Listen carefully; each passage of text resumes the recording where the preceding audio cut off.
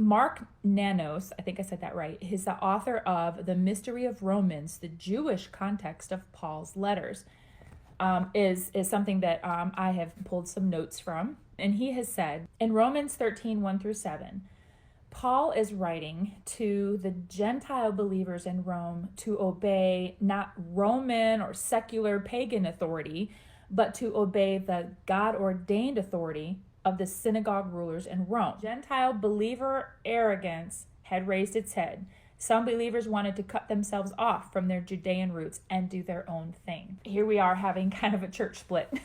And so Paul would have none of it, and he gives very clear instructions about how they were to relate to the leaders of the synagogue.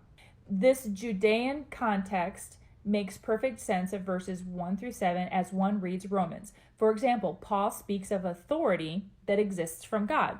In verse 1, let every soul be subject to the governing authorities, for there is no authority except from God, and the authorities that exist are appointed by God. So Paul speaks of authority that exists from God, and it's appointed by God.